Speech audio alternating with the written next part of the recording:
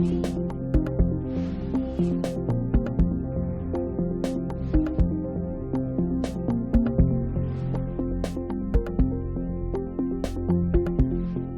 señor abogado nos dará cuenta de los documentos llegados a la comisión. Gracias, señor presidente. Para esta sesión se han recibido los siguientes documentos para la cuenta. Primer término, oficio de su excelencia el presidente de la República, retirando y haciendo presente la urgencia suma para el proyecto que establece un nuevo Código Penal. Tenemos correo electrónico por el cual se confirma la asistencia al diputado señor Henry Leal por el proyecto que está en el fácil despacho al inicio de la tabla.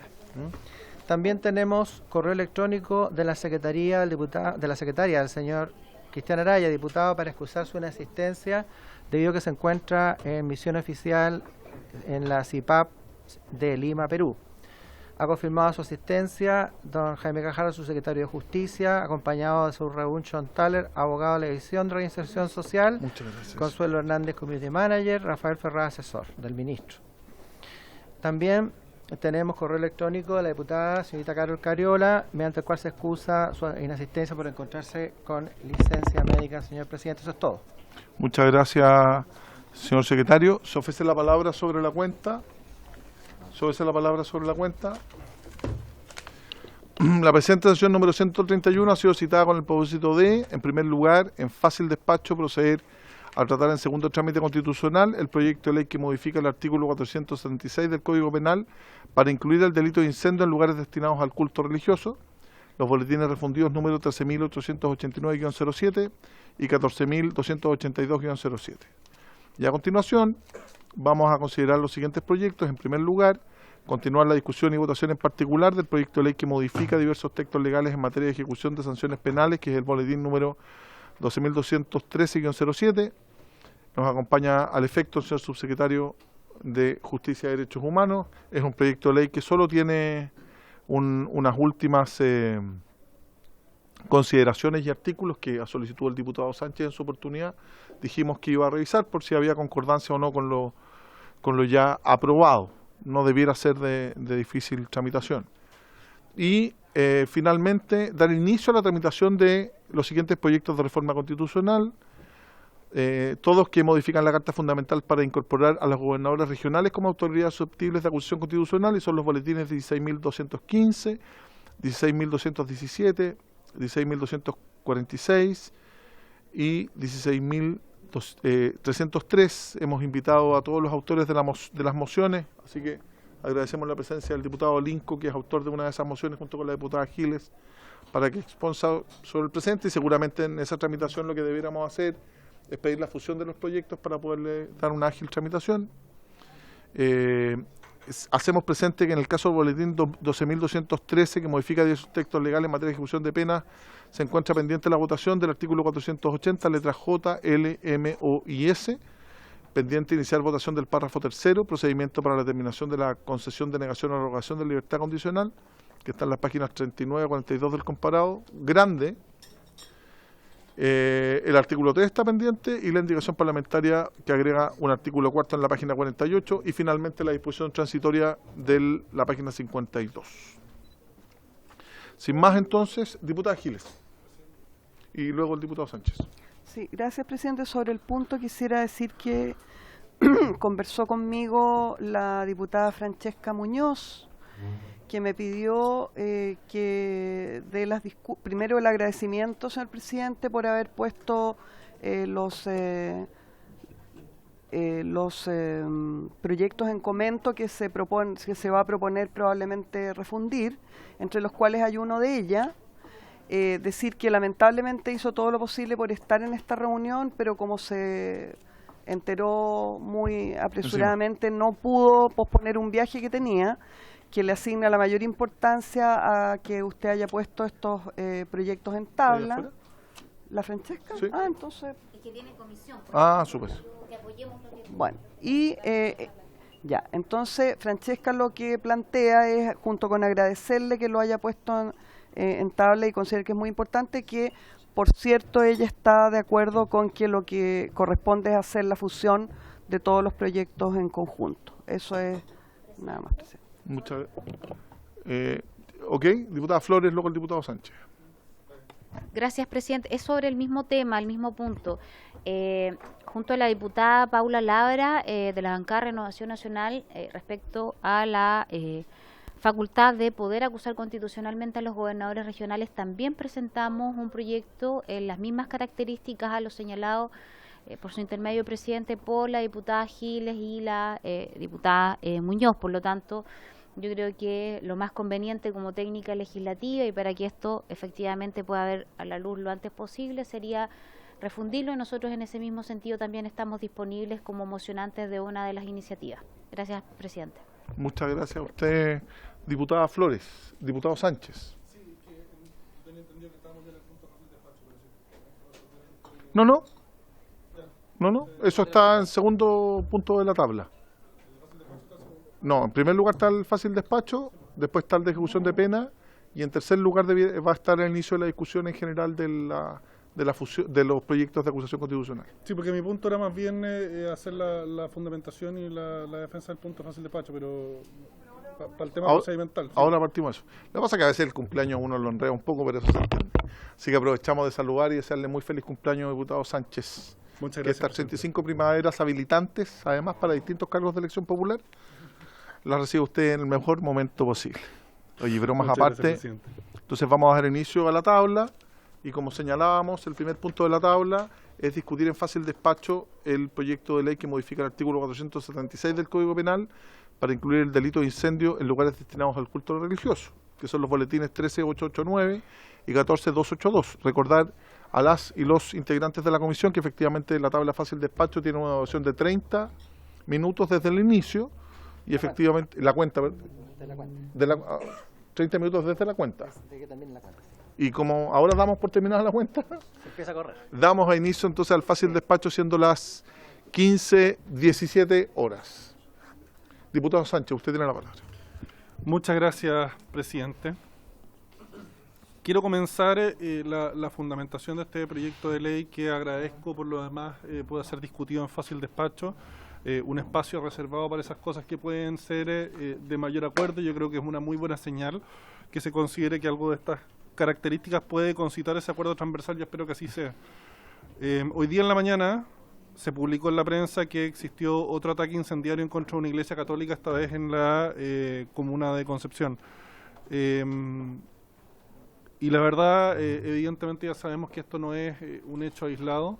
En el sur de nuestro país es particularmente habitual y recurrente la quema de templos religiosos, una cuestión muy vinculada también con el conflicto que sacude la macrozona sur de nuestro país. También en los años recientes sabemos que se han quemado 3 iglesias históricas, entre ellas recordar San Borja, Veracruz y la Asunción. Y evidentemente este es un delito que, o lo que buscamos es que sea un delito especial, porque afecta no solo un edificio, una infraestructura, cuestión que por lo demás hay que entender también que pone en riesgo también edificios aledaños, también a personas que circulan por los alrededores. Muchas iglesias son colindantes también con edificios destinados a la vivienda, con edificios destinados a la oficina, y por supuesto que un ataque incendiario en contra de cualquiera de ellos también atenta en contra de la seguridad de quienes circulen por los alrededores. Pero el problema no es solo ese, el problema no es, sin prejuicio de lo relevante que es eso, el problema no solo es la amenaza en contra de la vida y seguridad de las personas en los alrededores, sino que también se atenta aquí contra derechos fundamentales como la libertad religiosa, la libertad de culto en sus distintas formas, porque aquí sabemos perfectamente que independiente de que vivimos en un estado laico, y eso nadie lo pone en duda, en un estado donde cada uno puede decidir y escoger su confesión religiosa, quienes adherimos a una fe, quienes practicamos y quienes sentimos además esta confesión religiosa como algo fundante y esencial en nuestras vidas, por supuesto que un atentado en contra de nuestros templos atenta contra la fibra más básica de nuestra existencia. Y en esto siento que interpreto a millones de chilenos que nos sentimos conmocionados con cada uno de los atentados en contra de las iglesias. En términos específicos, esto también es, o de técnica legislativa, podríamos decir, este es un delito que también se justifica en la forma en que se está planteando, ya que configuraría un delito de peligro abstracto, dado que se pone en peligro de una forma más o menos intensa distintos bienes jurídicos. La vida incluso puede llegar a estar en peligro, pues si el incendio se provoca un daño de gran magnitud, este puede extenderse muy rápidamente.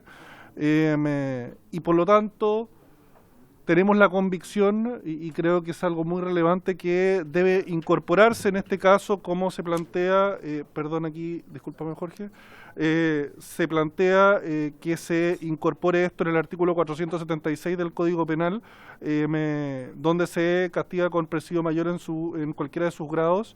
En este caso se habla de edificio, lugar destinado a servir de morada. Lo que buscamos es que se haga extensivo esto también a los edificios destinados al culto religioso. Se plantea en ese sentido una pena que creo que es proporcional a la gravedad del hecho, proporcional también a la afectación, en este caso, de diversos derechos, incluso fundamentales, recogidos en el actual artículo 19 de la Constitución. Y que busca también reivindicar el derecho a la seguridad de todas las personas, especialmente en aquellas comunidades, como planteada de la macrozona sur, que están particularmente aquejadas por el terrorismo. Quiero hacer el punto ahí y recordemos que también una dimensión bastante habitual de los delitos de carácter terrorista es atentar en contra de edificios o templos religiosos, porque esto, por la dimensión que tiene la religión en buena parte de la población, cualquiera que sean los credos, esto también atenta contra la moral y contra el espíritu de las personas que caen en sentirse evidentemente más atemorizadas, porque se atenta en contra de lo más básico. Pero creo, como señalaba, que esto atenta en contra de derechos fundamentales, es proporcional la pena que se está planteando, es asimilable a otros delitos similares, por eso se recoge en el artículo 476, o se pretende que se acoja al artículo 476 del Código Penal, y por lo tanto lo que solicito es, o lo que solicitamos quienes estamos impulsando este proyecto de ley, es que exista la transversalidad suficiente para entender acá que esto, y anticipándome quizás algunos resquemores que puedan existir, esto no busca poner en un lugar superior al resto de las formas de vida, las confesiones religiosas. Aquí lo que se busca es tomar cada cosa en su justo mérito. La religión es algo esencial para mucha gente, tiene que ser defendida y protegida en la misma dimensión que le concede la Constitución como derecho fundamental su vivencia, y creo que este proyecto de ley reúne las características de proporcionalidad para que aquí no haya ni algo excesivo ni algo que supere los cánones de lo que ya está establecido en el Código Penal. Muchas gracias. Muchas gracias, diputado Sánchez. Se ofrece la palabra, diputado Alessandri. Fácil despacho. Gracias, presidente. Desde la UDI apoyar este proyecto de ley. Creemos que es tremendamente importante incluir el delito de incendio en lugares destinados al culto religioso en el 476 y decir que esto es mucho más que un credo, mucho más que un tema religioso. Ya lo han dicho muchos ministros, gobernadores regionales. Las iglesias en nuestra ciudad, en nuestros pueblos, en nuestras comunas son patrimonio arquitectónico, son lugares que atraen el turismo, son lugares de reunión, son lugares de acopio en los momentos de catástrofe. Incluso, como ejemplo, cuando hemos tenido presidentes de la República no creyentes, como el presidente Lago y la presidenta Bachelet, ellos, el presidente Lago respecto a Frei Ruiz-Tagle, aumentaron el presupuesto destinado a la refacción de iglesias, porque entendían que es un tema de turismo, es un tema de patrimonio, es un tema cultural. Y el año 2006, cuando asume la presidenta Bachelet, tampoco creyente o de un credo religioso específico, aumenta más los dineros del gobierno anterior. Entonces, siento que esto es totalmente transversal, es parte de nuestra historia, es parte de el urbanismo de nuestras comunas y por supuesto que hay que protegerlos porque son lugares donde se ejerce un credo, pero también porque son mucho más que eso. Gracias, presidente. Muchas gracias, diputado Alessandri. Diputada Giles. Gracias, presidente. Estando completamente de acuerdo con la importancia innegable que tienen los cultos religiosos y por lo tanto el lugar donde se ejercen los cultos religiosos, estando completamente de acuerdo con la importancia que tiene la religiosidad en la vida de los seres humanos, incluidos los chilenos, entre esos seres humanos, estando completamente de acuerdo, señor presidente, con la buena obra que hicieron Lagos y Bachelet cuando entregaron dineros para reconstruir iglesias. Mi pregunta es, ¿qué relación tiene eso con la legislación que se nos propone? Yo entiendo que la creación de un nuevo tipo penal prácticamente debería estar justificada, por ejemplo, en lo que ha ocurrido hasta aquí en los tribunales cuando se produce un delito de incendio a un lugar religioso. Y entiendo que la experiencia reciente y antigua señala que eso está perfectamente cubierto por el actual artículo 476. No veo en las explicaciones que se nos han dado razón alguna para ampliar y hacer una especificidad de los lugares religiosos. No me parece que haya en la argumentación que se ha entregado nada que indique que tendría unas características especiales o que se haya dificultado hasta aquí la tramitación en los tribunales a través del 476 del Código Penal cuando ocurren efectivamente estos hechos. Muy por el contrario, la experiencia prueba hasta aquí que el Código Penal en el artículo 436, que incluye al que incendiario un edificio o lugar destinado a servir de morada que no estuviera actualmente habitado, incluye en todos los casos cuando ha habido un incendio en un lugar de carácter religioso. Por lo tanto, señor presidente, yo creo que aquí aparece la disyuntiva para el legislador de cuando algo aparece como innecesario, como sin una justificación jurídica.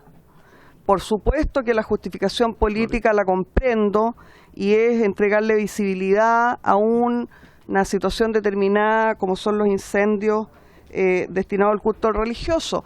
Pero aquí no hay, aparentemente, hasta aquí, ninguna justificación jurídica para generar una distinción en una legislación que hasta ahora ha sido efectiva cuando hay incendios en un lugar de culto. Entonces me gustaría saber por su intermedio si hubiera que agregar en la argumentación algo que lo justificara. Muchas gracias. Tiene la palabra, si es sobre el punto, pues tiene la palabra la diputada Flores, pero sobre el punto. Muchas gracias, presidente. Para el solo efecto de aclarar lo que bien mencionaba la diputada, y evidentemente lo atribuye que quizás no expliqué con suficiente claridad aquí, lo que ocurre en el Código Penal hoy día es que en el artículo 474 y siguiente se regula el incendio y otros estragos. Entonces, el tipo penal, el delito concreto general, está establecido en el 474. Y si tú vas al 476, que es el que se busca modificar acá, se establecen figuras agravadas del delito de incendio. Entonces, bien señalaba la diputada Giles, en el numeral primero se habla de un edificio o lugar destinado a servir de morada que no estuviera actualmente habitado. Si somos estrictos acá, un templo religioso no es un lugar destinado a la morada, a menos que dentro del mismo templo religioso viva un sacerdote, que podría hacerse extensivo, pero eso no es siempre el caso.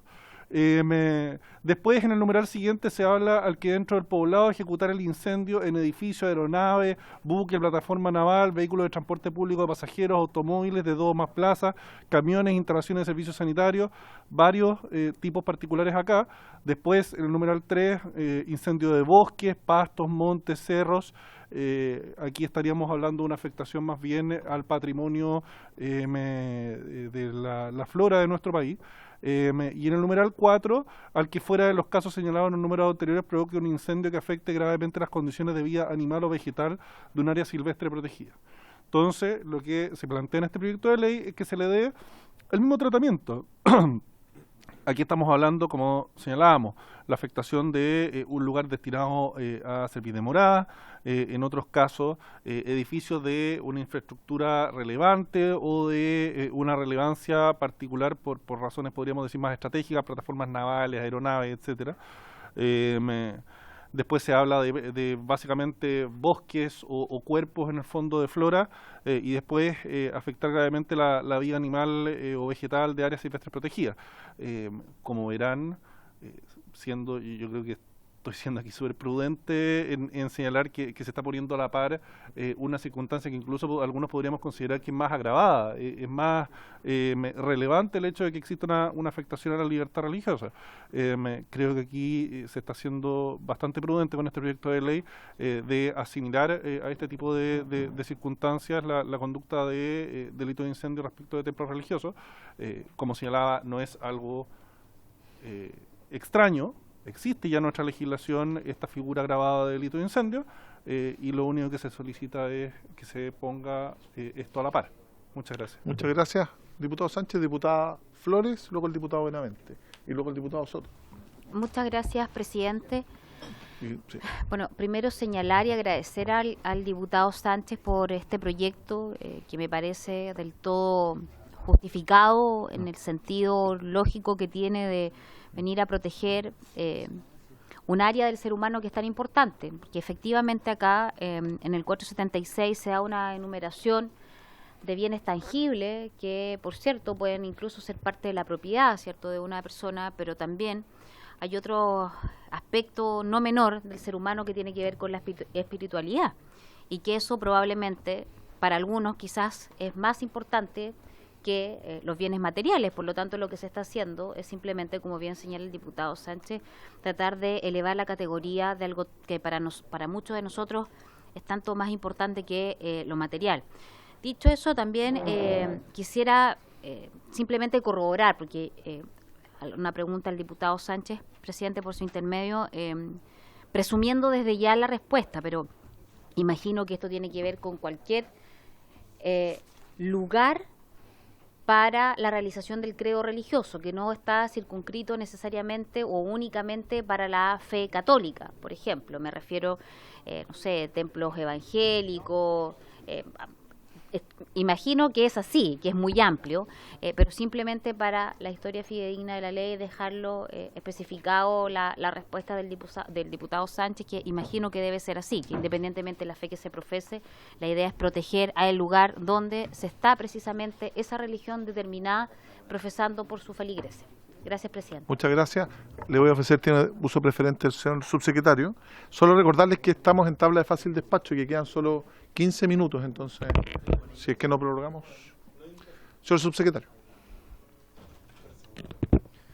Muchas gracias, presidente. Bueno, esta moción que tiene origen en el Senado, Sí. que fue realizada por los senadores Aravena, la senadora Aravena, el senador Juan Castro, Francisco Chaguani, José García Ruminot, contó con una aprobación en primer trámite con una amplia mayoría en el Senado. Y si bien comprendiendo lo que, o sea, primero señalando que lo que hace el proyecto es establecer el delito de incendio agravado, asimilándolo a la figura del 476, en particular para los lugares destinados al culto. Nosotros esto ya lo planteamos en el Senado. Nosotros como Ejecutivo no solo consideramos, sino que además así lo da cuenta la práctica en esta materia, que en general cuando se ha producido el incendio de un lugar destinado al culto, el artículo que se ha utilizado es el artículo 476 número 2, ¿ya? Que es el que señala que se genera un incendio agravado en un edificio, ¿ya? Y así lo ha utilizado el Ministerio Público para la persecución penal, y se ha utilizado esa figura de incendio agravado.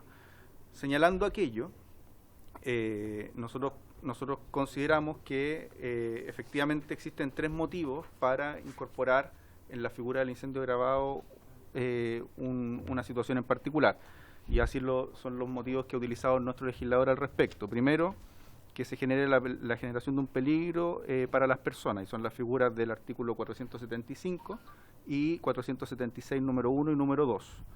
Que se realice una efectiva afectación a la vida o a la integridad corporal de las personas, que es la figura que establece el artículo 474.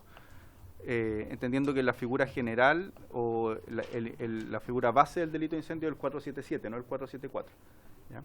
Y la tercera es incendios calificados en atención a la naturaleza, el lugar en el que se producen. Y así están los incendios en el número 3, que se generó además una modificación a raíz de la quema de un parque nacional en el sur. Y el número 4, que es los casos señalados en el artículo anterior, cuando se genere las condiciones, se afecten gravemente las condiciones un área silvestre o la vida animal. Es importante, presidente, considerar que el Código Penal, o sea, el proyecto de Código Penal, contempla en particular una figura muy parecida a la moción. ¿Ya? De hecho, establece como un incendio agravado también una figura agravada del delito de incendio, el que recayera en un bien nacional de uso público, en un patrimonio cultural o en una cosa de reconocida importancia científica, histórica, cultural o de gran utilidad pública o social. En ese sentido, incorporar el número 5 dentro de los delitos de incendio agravado, a nuestro juicio, es coincidente tanto con el proyecto de Código Penal como con lo que se pretende visibilizar, como además también con una de los supuestos que establece el actual Código Penal, que es aquellos lugares que se quiere proteger con especificidad. ¿Ya? Entonces, en ese sentido nos parece que, si bien la práctica ha utilizado el 476 actual número 2, no nos parece que vaya contra la lógica del actual Código Penal, ni por cierto tampoco contra lo que se ha entendido que protege el Código Penal. ¿Ya? Y en ese sentido, nosotros sí solo haríamos una sugerencia que dice relación con lo siguiente: para mantener la coherencia del Código Penal actual, entendiendo que si se aprueba, como ya se aprobó en primer trámite, esto quedaría pronto para despacharse a ley. Para mantener la coherencia, el Código Penal, en el artículo 476, habla de al que incendiar un edificio o un lugar destinado a. Entonces, para mantener la coherencia, lo más lógico sería que el 476, número 5, dijera que el artículo propuesto, al que incendiar un edificio o lugar destinado al culto religioso reconocido por el Estado. Edificio o lugar destinado al culto religioso reconocido por el Estado. Y con eso uno mantiene la coherencia del actual artículo 476 y es una sugerencia más de técnica legislativa que otra cosa.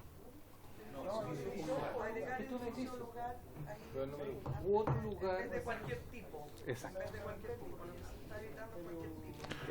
Generar mayor precisión y coherencia con lo que ya señala el artículo 476. Al que encendiera un edificio u otro lugar. U otro lugar. U otro lugar. Claro, Destinados. destinado a culto. Destinado, ok. ¿A un culto reconocido por el Estado? Ok. Diputado Benavente, recordar que estamos en fácil despacho, ¿eh? Muy breve, presidente. Yo creo que solamente ya se ha visto algo de esto, pero si nosotros justamente queremos castigar con la agravante del 476 el incendio en lugares destinados al culto, justamente tenemos que incluir este proyecto, digamos, porque a mi juicio, más allá de las interpretaciones, primero el derecho penal no admite la analogía.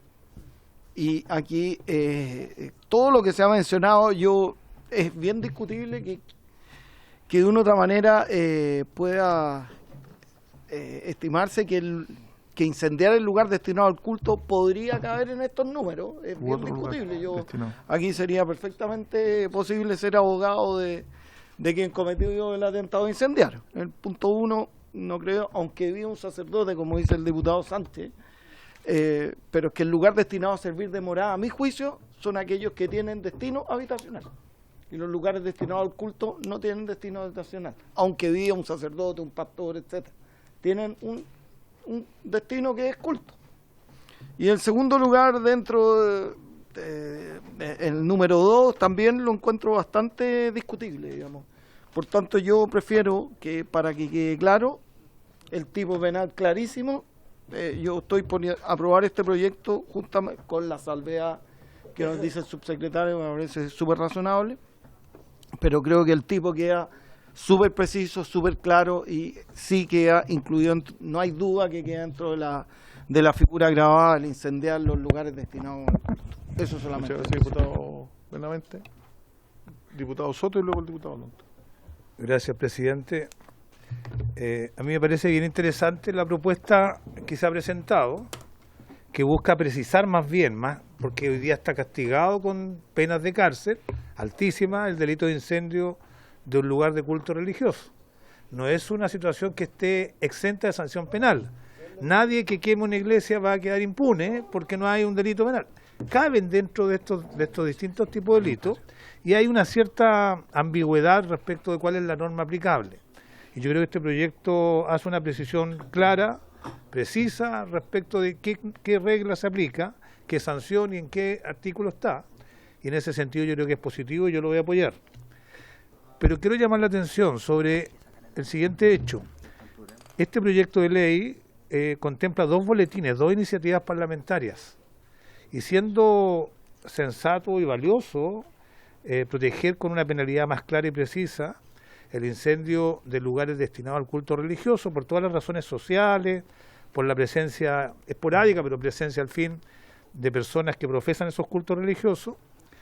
La segunda moción parlamentaria que está fusionada en este proyecto de ley contempla la protección también con una penalidad específica y más alta incluso que esta, el incendio que recae sobre establecimientos educacionales, el incendio que recae sobre colegios, sobre escuelas, que también hemos visto que por alguna razón son objeto del delito de incendio, particularmente en el sector sur. Yo creo que si queremos hacer las cosas bien, presidente, deberíamos avanzar en los 2 objetivos de los 2 boletines.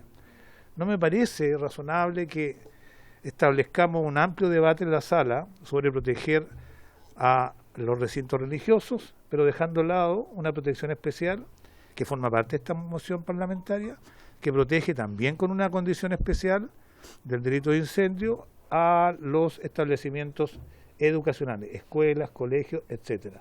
Yo no sé si esta comisión comparte la idea de que podamos hacernos cargo también de una penalidad más exigente cuando se trata de incendios que recaen sobre establecimientos escolares, cualquiera sea su condición, públicos, privados, pero que evidentemente incluso ponen en riesgo en mayor medida a personas, producto que hay a veces nocheros, gente que cuida, y bueno, y hay a esta educación nocturna.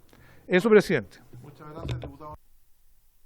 Muy breve, presidente, porque entre el diputado Benavente y el diputado Soto eran las 2 cosas que tenía dudas y me aclararon. Yo comparto la intervención del diputado Soto. Creo que incorporar obviamente a los lugares destinados al culto religioso es algo que no podemos estar en desacuerdo, todo lo contrario, que hay que respaldar, pero creo que hay que abrir un poco más esto a los establecimientos educacionales o de salud, entendiendo que hoy día están sufriendo muchos atentados, particularmente en la macrozona sur, y que no están considerados dentro del número 2, y obviamente son lugares que no están destinados a la morada, por lo tanto generalmente no hay, pueden no haber personas del interior, por lo tanto no cabrían dentro del 474, así que creo que sería bueno incorporarlos dentro del número 5.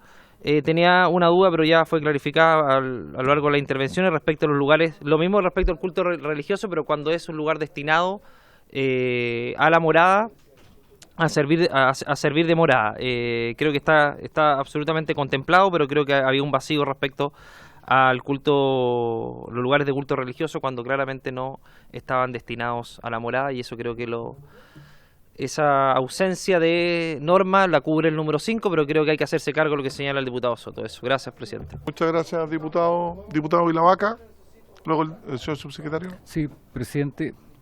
Yo aquí tengo un tema de técnica legislativa penal, porque efectivamente, y es erróneo lo que dice el diputado Benavente, en orden a que este tipo de delitos no se sancionan, tienen sanción, y la jurisprudencia, es que tú dijiste que no existía jurisprudencia. Tiene la palabra el diputado Vilavaca. Entonces, esto hoy día está sancionado, y efectivamente todos los edificios, cuando no hubiera personas en su interior, su presencia no se pudiese prever, es una sanción, tal cual lo dijo el subsecretario. Mi tema, presidente, es que cuando empezamos a agregarle lugares, y el diputado Soto ha dado un ejemplo respecto a esto, porque dice, ¿sabe qué? Faltan los colegios, o sea, ya los establecimientos educacionales. Yo podría decir que falta también los edificios bomberos. Y podría decir que faltan también las municipalidades. Y podría decir que, y puedo seguir extendiendo el listado de lugares que no están incorporados específicamente en la norma. Porque sí están incorporados y sí son sancionados. Yo efectivamente no puedo dejar de compartir de que efectivamente el lugar destinado a culto religioso es un espacio súper potente para la ciudadanía, ¿ya? Y creo que efectivamente tenemos que defenderlo. O sea, al final del día uno va a votar a favor de esto porque mayor especificidad, pero yo sería partidario, presidente, de que fuéramos en términos lingüísticos lo más amplio posible para no seguir incorporando mañana un proyecto de ley, insisto, ya aquí se acaba de anunciar una indicación que va a incorporar a los colegios, mañana podría incluir a los CEFAN, pasado mañana voy a incluir y así la lista puede ser eterna. Entonces yo preferiría, presidente, si vamos efectivamente a dar señales, poder establecer con claridad y podemos redactar algún texto que permita no estar extendiendo una discusión y un debate que puede ser eterno, insisto, por cada edificio o lugar existente en nuestro país, podemos incorporarlo con una especificidad diferente en este proyecto. Gracias, presidente. Oye, queda un minuto para el fácil despacho. Yo pido la unanimidad para poder extender el fácil despacho en 10 minutos, si están de acuerdo o no están de acuerdo, ¿están todos? Sí, el señor subsecretario. Pero dijiste que no. ¿Estamos de acuerdo? No, no está de acuerdo. Que tú diferías. Bueno. Que tú diferías respecto. No, señor subsecretario, que se acaba el tiempo, Andrés. Muy breve. Efectivamente hoy se sancionan o por el 1 o por el 2, pero es relevante lo siguiente. Estas mociones, ambos boletines son del año 2020. En el año 2021 se aprobó la ley 21.402, a finales del año 2021, en que en el trámite de la ley, precisamente, se incorporó el concepto edificio para incorporar todas estas infraestructuras, ¿ya? Y así lo señala la ley 21.402. Por lo mismo, cuando el Senado aprobó este proyecto que estamos viendo hoy, sacó de la parte del boletín los establecimientos educacionales porque se entendía que en la ley 21.402, al incorporarse el concepto de edificio en el 475, 476 y 474, 475, 476, que es lo que hace la ley 21.402, ya se había resuelto el tema de los establecimientos educacionales porque esa ley se hizo precisamente para aquello. Y entonces por eso no sería necesario el caso de los establecimientos educacionales y por lo mismo el Senado cuando recientemente aprobó esta ley no lo incorporó. Sí se señaló que el tipo penal o clarificar el 475 el 476 número 5 agregando el culto religioso tendría sentido eventualmente para aquellos casos de persecución penal en los que no fuera suficiente el concepto de edificio. Y por lo mismo el Senado aprueba y no ha pasado, pero podría eventualmente. Por eso nosotros decimos que consideramos que está incorporado en el 476. Por eso nosotros consideramos que está tiene la palabra el subsecretario. 476, número 1 y número 2, pero que es inocuo incorporar el número 5 y lo visibiliza. Y está en la lógica del incendio grabado. Eso, presidente. Muchas gracias, señor subsecretario. La tabla del fácil despacho se terminó 30 minutos.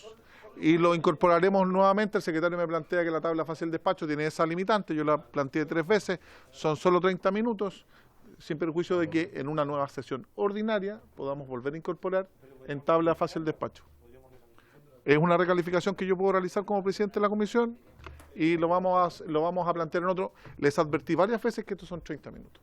Y si no nos ceñimos al tiempo, lo colocaremos otro. Pedí ampliación, pero no me dieron la unanimidad.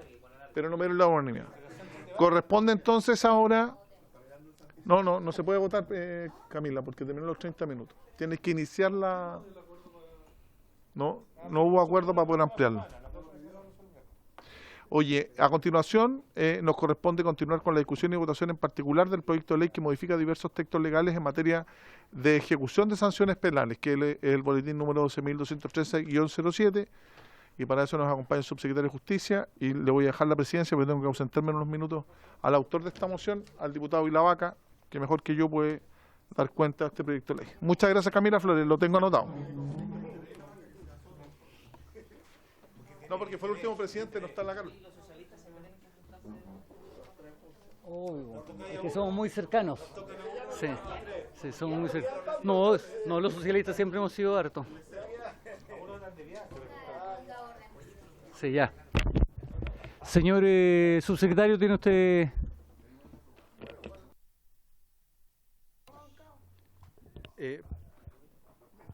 Presidente, por su intermedio, bueno, respecto a este proyecto quedaban pendientes algunos artículos en materia de procedimiento de ejecución de penas propiamente tal, que era el artículo 480J, que habla de los requisitos de la solicitud, el artículo 480M, que es la situación de no reunir los requisitos, el 480O respecto a los informes y el 480S respecto al abandono.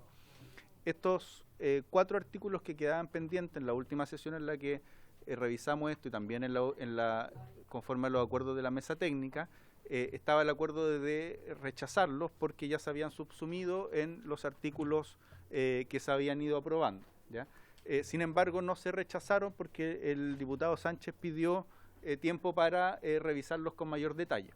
Entendemos que eso ya ocurrió y por lo que nos comunicó la asesora del diputado, no habría inconveniente en rechazarlo porque sí están contenidos en los artículos que ya se aprobó con acuerdo de la mesa técnica. Luego de eso quedan 3 temas en particular de la libertad condicional que habría que ver a continuación. Muchas gracias, señor subsecretario. Los artículos que íbamos a eliminar eran el 480J, LMOS.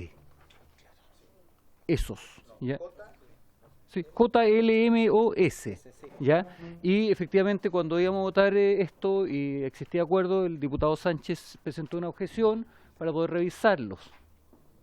Y por eso no lo votamos. Entonces me gustaría ver si es que el diputado Sánchez logró... En el chiquitito... 400... Sí. Recuerden que cuando votamos... Sí, cuando votamos las normas respecto al tema del derecho a efectuar solicitud y arreglar... No, el J... No, J. En la tramitación recibía la solicitud. El L, que dice relación con no reunir los requisitos. M, el examen de fondo. O los informes. Y S, el abandono. Todas esas normas las teníamos ya resueltas, ¿ya? Y por lo mismo habíamos planteado el rechazar cada una de estas. ¿Qué diferencia tienen con las que nosotros propusimos en el texto de acuerdo? Es que las recogieron todas. Las recogieron todas. Sí. ¿Tú las firmaste también? Sí. Entonces, diputado Sánchez.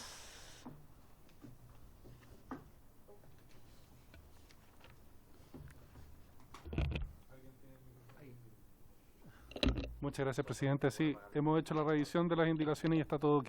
Muchas gracias. Entonces propongo a la comisión poder rechazar las votaciones de las indicaciones del artículo 480J, LMOS. ¿Existiría acuerdo para ello? Exacto, exacto, en su conjunto. O sea, rechazar las indicaciones, votar en contra.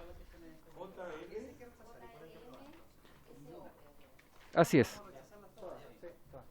¿Sí? Vamos a votar en contra por unanimidad de esas 3 indicaciones.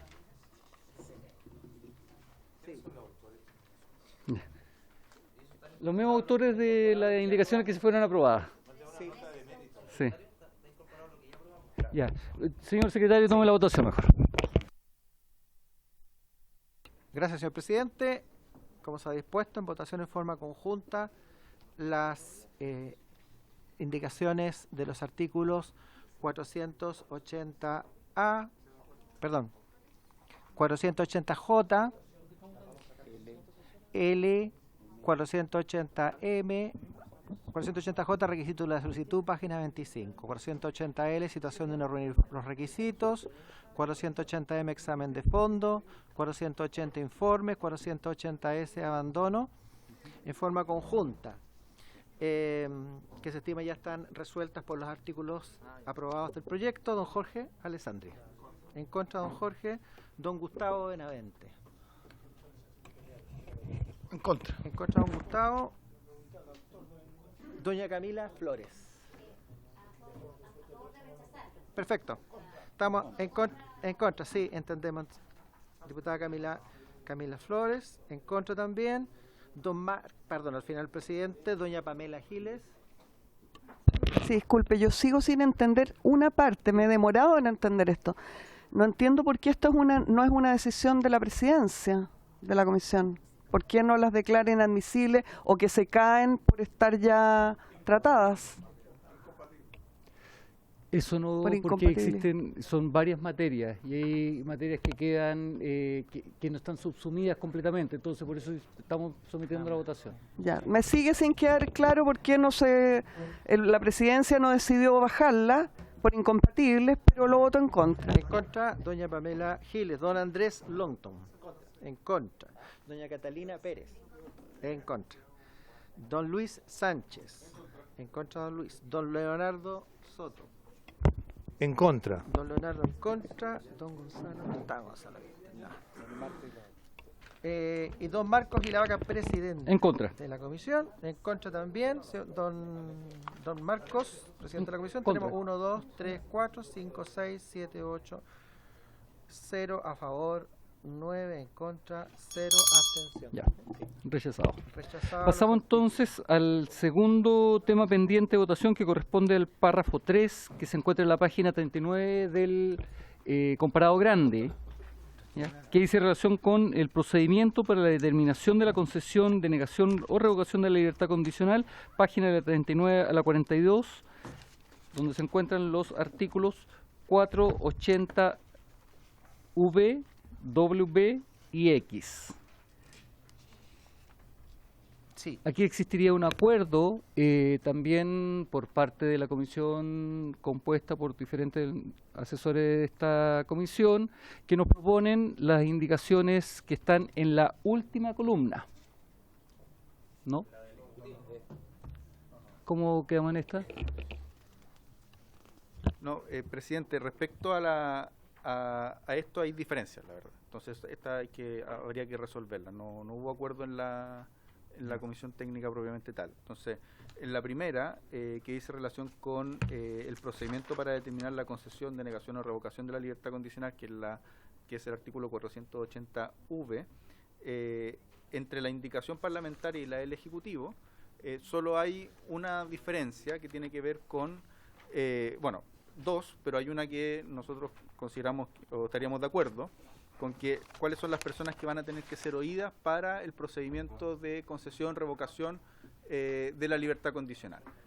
Nosotros incluimos a la víctima, que era una de las cosas que se había conversado, sin embargo en la indicación parlamentaria se incluye a la víctima, al querellante y al Ministerio del Interior en aquellos casos en los que exista interés social que así lo requiera.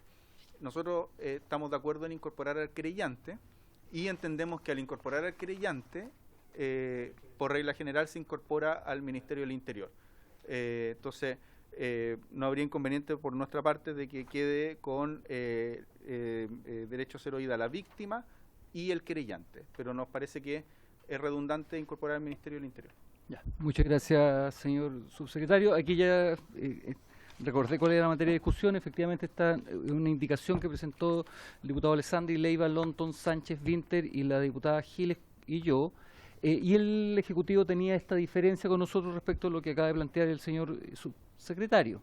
Y en esto nosotros planteamos una amplia nómina de actores que podían o debían ser oídos en la audiencia cuando se discutiera. Y recuerdo claramente la discusión que tuvimos respecto a esto, y en esto efectivamente no tenemos acuerdo con el Ejecutivo, por lo menos los autores de la indicación. Diputado Longton, tiene la palabra. Presidente, sí, muy bien. Presidente, yo tengo una discrepancia con el Ejecutivo respecto a que sería redundante, porque no siempre el Ministerio del Interior es querellante. Podría no ser querellante, como ocurre respecto a solicitudes de libertad condicional cuando son rechazadas y se va a través de recursos de amparo a la Corte de Apelaciones. Lo mismo pasa con respecto a solicitudes de libertad condicional. No necesariamente es querellante, y de hecho es más, la incorporación del Ministerio del Interior en etapas posteriores a la solicitud de libertad condicional ha logrado revertir libertades condicionales cuando se otorgan a través de amparos. Y no necesariamente es querellante, y lo mismo pasa acá. Es muy difícil que el Ministerio del Interior sea querellante en todas las causas donde alguien pide o en parte importante de ellas. Puede ser que no sea querellante, pero que el interés social sí lo requiera. Entonces yo por lo menos no estoy de acuerdo con aquello, pero sí creo que sería bueno que esta modificación conversara con la nueva ley de libertad condicional que aprobamos y que fue despachada y que debería ser promulgada en los próximos días, porque creo que está en la revisión del Tribunal Constitucional. Entonces ahí nosotros establecemos quiénes son los intervinientes en el proceso de libertad condicional, en la Comisión de Libertad Condicional. Entonces yo creo que eso es necesario que converse. Yo sé que ahí no está el Ministerio del Interior, pero creo que es una instancia en la que debería estar, sobre todo en aquellas causas más relevantes o bien que hay un interés social comprometido, entendiendo que muchas veces no hay querellantes derechamente, o el Ministerio Público no tiene la facultad para poder intervenir. Eso, gracias, presidente. Sí, sí. Diputada Flores. Muchas gracias, presidente. Para poder complementar un poco de lo que ya se ha dicho, por su intermedio, presidente, el subsecretario, entendiendo que el Ministerio del Interior además tiene la representación del Estado de Chile frente a determinadas situaciones que suelen ser particularmente complejas, en determinadas, hablemos directamente de la comisión de delitos, ¿cierto?, que ha generado que estas personas estén privadas de libertad y que por lo tanto estén solicitando este beneficio. Y entendiendo que es precisamente el interés nacional el que resguarda el Ministerio del Interior, me parece a mí que debiese ser de total lógica que también se haga parte de la misma. No creo que sea redundante ni contradictorio, por el contrario, yo creo que sería sumamente incluso enriquecedor para el debate mismo de la entrega de este beneficio. No sé, por su intermedio, presidente, la redundancia, ¿en qué sentido la ve usted, subsecretario? Porque, como decía el diputado Longton, no necesariamente en todas las causas participa el Ministerio del Interior. Entonces, y por cierto que en algunas que muchas veces uno puede ser crítico de la decisión de no hacerse parte, que sí debiesen estar, porque insisto, se está resguardando un interés nacional. Entonces me gustaría entender un poquito más la justificación en qué cree usted que redunda. Muchas gracias, diputada Flores. Le doy la palabra al tiro, diputado. Además, nosotros lo dejamos facultativo, ¿ya? Es decir, nosotros le damos la posibilidad a cada uno de estos actores de poder ir a la audiencia y ser oído. Exacto, entonces es mucho más amplio y creo que está mejor redactado en el texto que nosotros estamos planteando. Diputado Longton y diputada Giles. Presidente, el último inciso del texto de los parlamentarios y que va de la mano y que es similar al del Ejecutivo, creo que habría que eliminarlo. ¿Por qué? Porque nosotros en la nueva ley, que nos acaba de señalar el secretario, que está en el Tribunal Constitucional, que ya está aprobado por el Congreso, dice, en el texto de la nueva ley señala excepciones para poder solicitar nuevamente la libertad condicional cuando esta es rechazada. En el año se puede solicitar 2 veces la libertad condicional, que es en abril y en agosto. Nosotros en la nueva ley establecimos que para aquellos casos que hubiera personas condenadas por presidio perpetuo simple, no pudiera pedirle la libertad condicional sino hasta después de 1 año cuando esta era rechazada. Y acá en el inciso final dice 6 meses. Por lo tanto, yo creo que habría que sacar eso y habría que dejar la regla establecida en el proyecto nuevo, porque si no estaríamos contradiciendo una ley que acabamos de aprobar. Entonces, nosotros establecimos que para condenas graves de presidio perpetuo no se pueda solicitar hasta después de 1 año, entendiendo que es muy difícil obviamente tener un informe favorable en poco tiempo y por otras razones obviamente que tiene que ver también con la víctima. Entonces, si nosotros lo dejamos en 6 meses, estaríamos revirtiendo una ley que recién aprobamos, sobre todo entendiendo esa excepcionalidad. Eso, gracias, presidente. Muchas gracias, diputado Longton. Diputada Giles, después le damos la palabra a su secretario. Eso también lo vimos en la discusión y a varios nos parecía que los 6 meses eran poquísimo y de hecho me parece que fue por una petición del Ejecutivo, si no recuerdo mal, que lo pusimos en 6 meses y no más. Yo le quisiera pedir presidente, por supuesto, en realidad debería estar hablando el subsecretario que tiene, pero que después de eso votemos, porque yo creo que ya es suficiente la discusión. Sí, le había dado la palabra a usted por si acaso existía alguna pregunta para que el subsecretario no tuviera que hablar nuevamente. El subsecretario. Sí, muchas gracias, presidente. Bueno, no, lo que acabo de decir es que por regla general el Ministerio Público, o sea, el Ministerio del Interior en estos casos ha sido querellante. Entonces, en ese sentido era redundante, que si por regla general ya ha sido querellante y lo contemplamos como querellante, el Ministerio del Interior no era necesario que además lo incorporáramos después. Efectivamente hay casos que son debieran ser muy excepcionales, debieran ser muy excepcionales, en los que si no ha sido querellante el Ministerio del Interior, el interés social así lo requiera. Eso debiera ser muy excepcional, ¿ya? Pero efectivamente puede ocurrir, ¿ya? Lo que nosotros creemos es que al ser tan excepcional aquello y darle una facultad amplia al Ministerio del Interior para lo mismo, eso puede ser contraproducente a la lógica del sistema, en el fondo de que uno le consulte a aquellos que han tenido participación en el proceso previo, no a quienes no han tenido ningún tipo de participación en el proceso previo, le consulte después, ¿ya? Como que la regla general es el interés de la víctima, el interés social cuando ha estado representado en el proceso previo. Si no ha estado representado en el proceso previo y le damos la facultad que el interés social aparezca después, eso puede ser incongruente con lo anterior. No sé si me explico, ¿ya?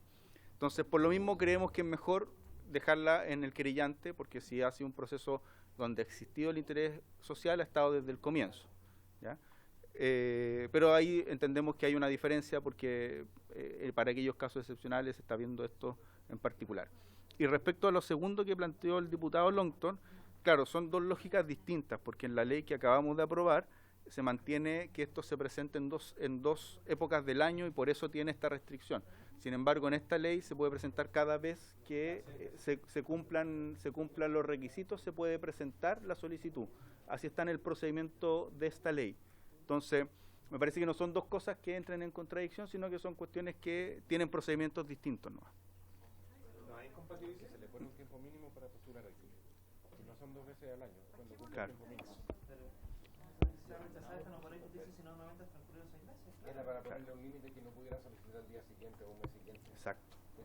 Pero puede verse los 6 meses después. Claro. Pero es que efectivamente esta es una norma general y la otra específica para el presidio perpetuo y dice en la norma anterior, me lo está buscando Secretaría, a quien le quiero agradecer, sin perjuicio de lo señalado en el inciso anterior, la persona condenada a presidio perpetuo a quien le fuere denegada la libertad condicional no podrá postular nuevamente sino hasta la primera quincena de abril o octubre del año siguiente, cuando la postulación rechazada se hubiere solicitado durante los meses de abril y octubre respectivamente. Por eso, pero solamente para presidio perpetuo. Es una norma específica, se complementan. Esta es la norma general y esa es la específica. Sí.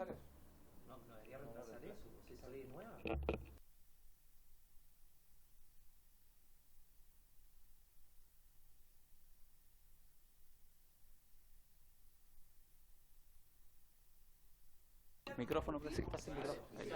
Sí, a ver, colega. Sí, a ver, para ordenar un poco la discusión y poder establecer más claridad, efectivamente podría llegar a entenderse que por ser norma posterior podría llegar a derogarla de manera tácita.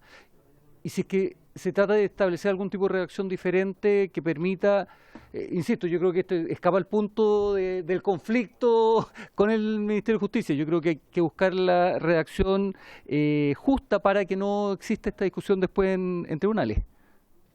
Señor subsecretario.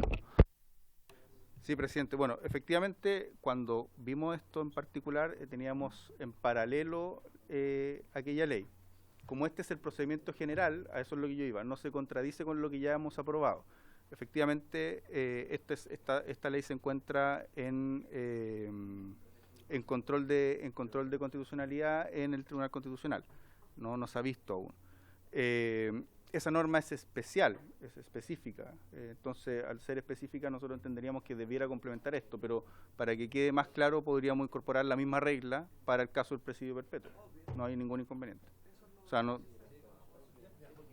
Sí, les propongo que se incorpore esta materia, le facultamos a la Secretaría para que establezca un sin perjuicio lo establecido, algo por el estilo. ¿Sí? ¿Les parece? En leyes especiales. Exacto. En leyes especiales. Sí, diputado Soto había pedido la palabra, después la diputada Giles. Presidente, gracias. Me parece que la manera de compatibilizar ambas normas, la que modifica el Decreto Ley 321 de libertad condicional, estableciendo una regla específica para los delitos más graves, con esta, que es la genérica, para todos los delitos, es, como usted ha sugerido, presidente, colocando al final, sin perjuicio lo dispuesto en leyes especiales, que es el Decreto Ley 321. De esa manera, ninguna va a derogar a otra y las dos van a flotar dependiendo de los delitos más graves, que impide que se presenten libertad en un año, y la regla general, que son 6 meses. Yo creo que de esa forma flotan las dos y es la mejor solución. Eso, presidente. Y de respecto de la postura del querellante del Ministerio del Interior, yo también soy de la idea de que se establezca la norma, la mención a ser querellante, porque hay otros ministerios que también ejercen acciones penales, presentan denuncias, a veces querella. Por ejemplo, en materia de violencia intrafamiliar, el Ministerio de la Mujer suele hacerlo. En el Ministerio de Justicia también, en temas de menor, infancia, en fin. Yo creo que todos los que, cuando el Estado tiene interés en un proceso penal, porque hay un interés público comprometido o de connotación social, lo hace a través de presentar querella. Y de esa manera, colocando solamente la mención de querella, uno establece un todo coherente respecto de la conducta que puede tener el Estado. Lo demás pareciera que incluso podría ser contraproducente. Muchas gracias, diputado Soto. Diputada Pamela Giles.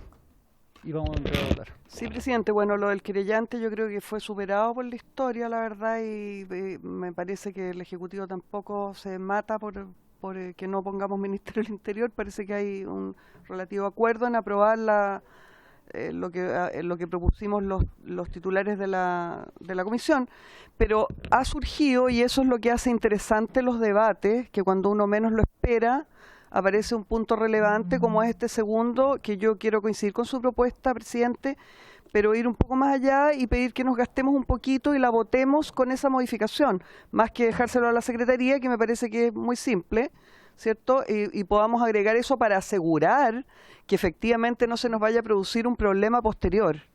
Y en ese sentido yo creo que es importante el debate, que el diputado Longton haya hecho notar ese punto, que no era el que se estaba discutiendo, y que sería bueno que la votación fuera con, que dejemos la redacción, que además es una frase, dentro de la indicación para votarla.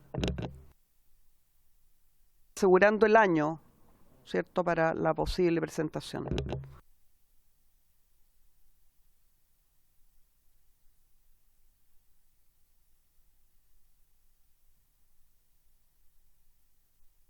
Recogiendo un poco lo que acaba de decir la diputada Giles, dos cosas antes.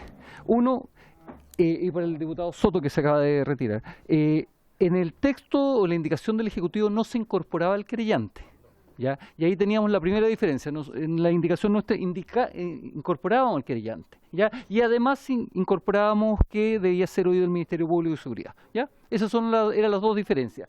Y compartiendo lo indicado por la diputada Giles, invito a todos los diputados que quieran suscribir la indicación planteada en orden a salvar lo mencionado por el diputado Longton, que quedaría una indicación, el 480D, párrafo final, donde se señala sin perjuicio lo establecido en leyes especiales, ¿ya? Entonces vamos a votar toda la indicación presentada por los diferentes diputados, diputado Alessandri, Leiva, Longton, Sánchez, Winter, Giles y La Vaca, con esa modificación. ¿Quiere firmar?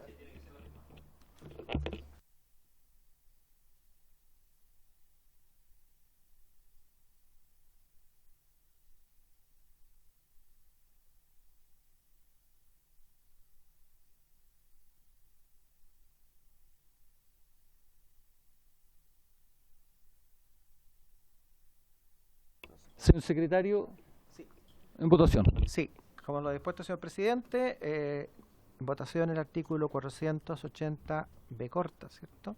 Sí. Con la indicación que agrega en el inciso final un párrafo final que dice del siguiente tenor: sin perjuicio de lo establecido en leyes especiales. En votación el artículo con la indicación señalada, don Jorge Alessandri. A favor. A favor, don Jorge. Don Gustavo Benavente. A favor. Doña Camila Flores. A favor. A favor. Doña Pamela Giles. Por la afirmativa, señor secretario. A favor también. Don Andrés Longton. A favor. Doña Catalina Pérez. A favor, secretario, A muchas favor. gracias. De nada. Don Luis Sánchez. A favor, don Luis Sánchez. Don Leonardo Soto. A favor. A favor también. Y señor presidente. A favor. A favor también. Tenemos 1, 2, 3, 4, 5, 6, 7, 9, 0, 0. Aprobado y por lo tanto se cae la indicación presentada por el Ejecutivo por ser incompatible con lo ya acordado. Bien. Pasaríamos entonces al artículo 480W, que es una disposición que es de los diputados Alessandri, Leiva, Longton, Sánchez, Winter, Giles y Lavaca, y que es idéntica a la indicación presentada por el Ejecutivo por separado. Así que...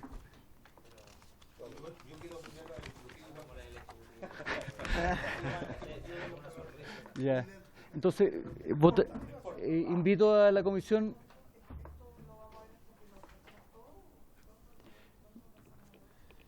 Queda bien poco que despachar, así que tratemos de terminar este proyecto y si es que no, los últimos 15 minutos para que puedan presentar el proyecto. ¿Ya? Votamos por unanimidad la indicación presentada por los parlamentarios en el 480W. Ya. No. Los que partieron con esto fuimos nosotros. Ya. Sí. Ya. Bueno. Ya, bueno. Unanimidad entonces. Por unanimidad el 480W o 480U. 900 también. Funcionaban las indicaciones, como dice el diputado Soto.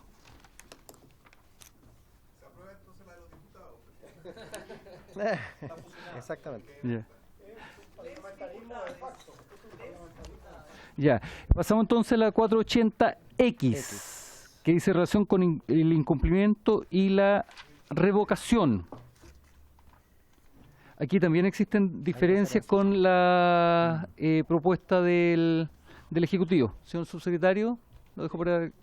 Presidente, por su intermedio, sí, la diferencia, o sea, las indicaciones son muy parecidas. En la primera parte, efectivamente hay una diferencia de redacción, pero que a nosotros no tenemos mayor inconveniente con aquella, sino que solo tenemos inconvenientes con el aumento del plazo que hay cuando se revoca la libertad condicional. ¿Ya? La verdad es que esto ya fue modificado en el año 2019. Desde el año 2019 está rigiendo el nuevo sistema de libertades condicionales.